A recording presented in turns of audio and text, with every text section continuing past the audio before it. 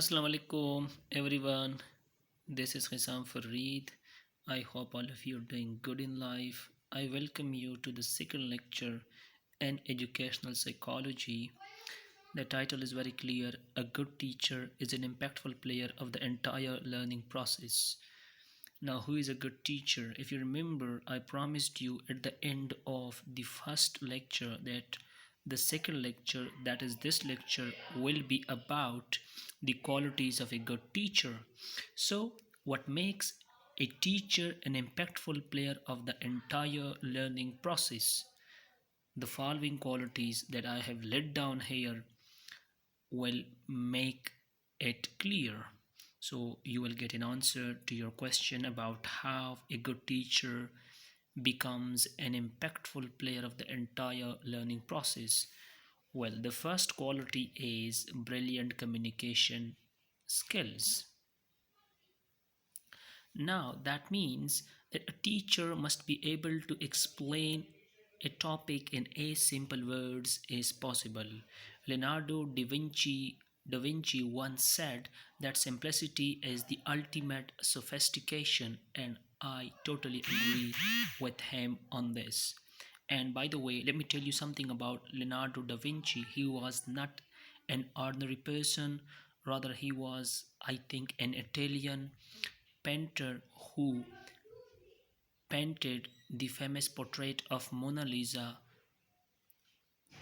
the current valuation of which is in $1 million today. And I can also quote Einstein here, who once said that intelligence has five levels and simplicity at is at the top. So that is the power of simplicity, and you might have heard this famous maxim which we use in daily life, that simplicity is superiority. Okay, so I think good communication skills are always simple use of vocabulary, simple style, not making things complicated. Like I think that as a good communication skills is are like an artist who explains difficult things in a simple way as possible. Good communication skills are opposite to a philosopher approach who makes simple things difficult, or who explains simple things in a difficult way. So that is all I would say about communication skills. So a good teacher is one who is equipped with brilliant communication skills.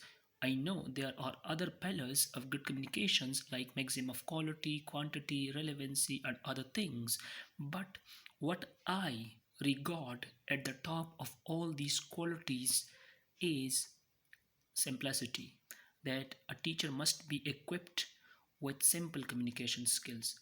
He or she must be able to communicate his or her message in as simple words as possible, in as simple style as possible, in order to make it understandable to the students in the classroom. So that is the first quality which makes a teacher a good teacher, and so he or she becomes, okay, very important for the entire learning process.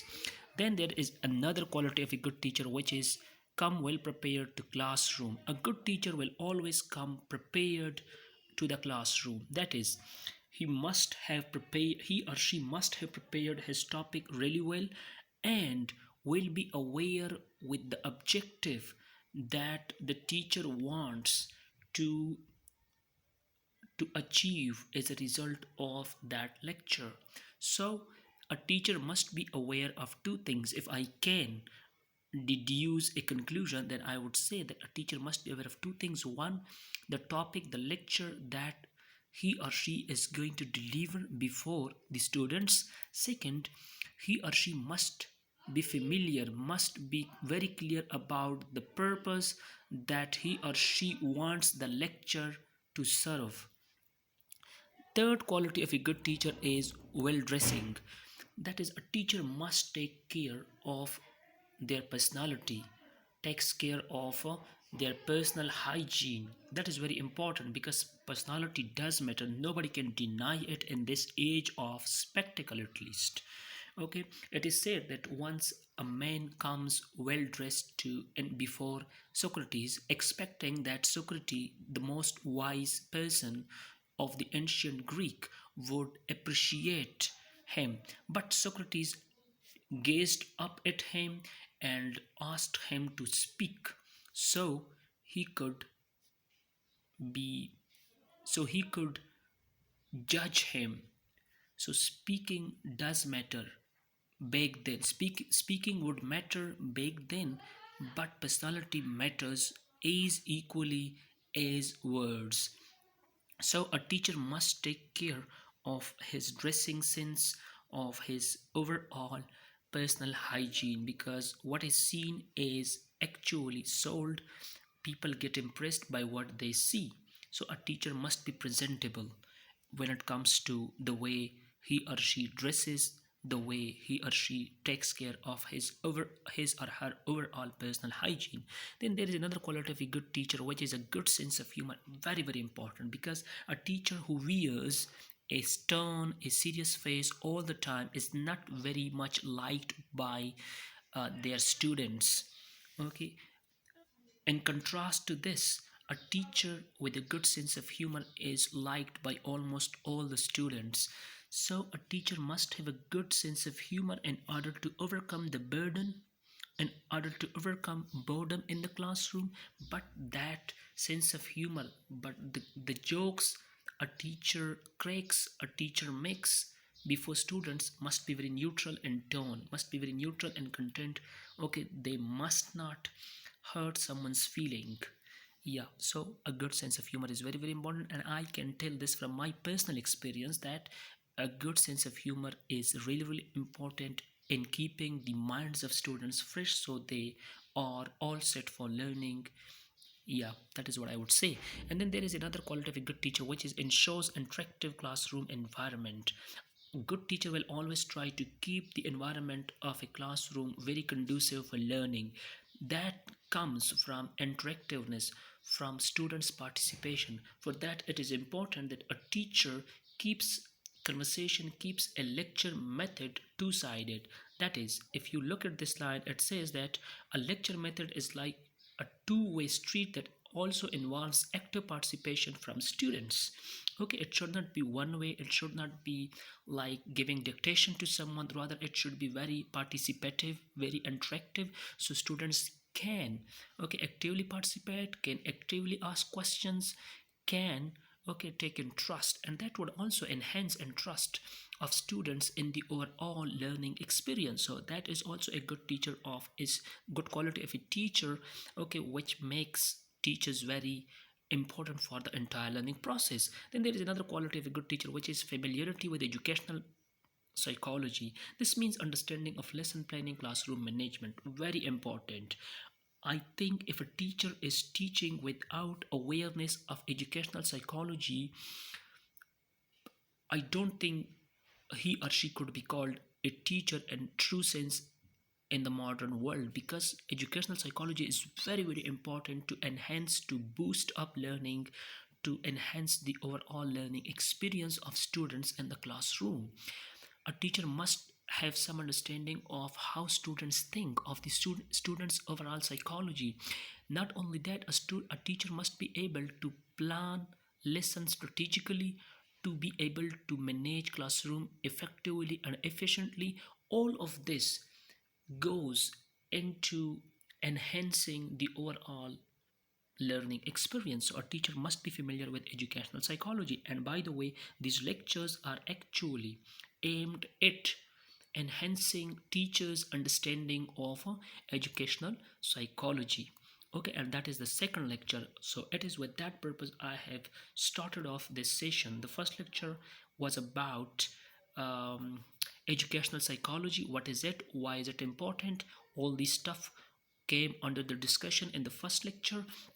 And in the second lecture, we are talking about is, the qualities of a good teacher, what makes a good teach, what makes a teacher a good teacher. And then there is another quality, which is the last but not the least quality of a good teacher, epitome of high morals. This means a teacher is to lead by example and inspire learning. Now, a teacher must, okay, inspire students by presenting, okay, qualities in himself or herself that are worthy of inspiration. Okay, that students like to have that students like to have in themselves, to have part of their character, to have part of their personality. Okay, that is also important. Okay, for that a teacher must be an epitome of high morals so that he or she could easily inspire students, could lead by example. That is very important thing, because students learn more from imitation than from mere words of a teacher. So a teacher must be uh, a good example of high morals, so students, and that would also aid power to his or her words. Because if a teacher is of a high morals, is a person of a high morals, his or her words would carry weightage. Okay, and get it would get deeper into the minds of students. Then so these are the seven qualities of a good teacher, which make teacher an impactful player to the overall learning process. And learning process without a good teacher is completely incomplete, is perfectly imperfect. That is what I would say. Final thoughts. So the blend of the above seven qualities makes a good teacher who can inspire learning to greater extent.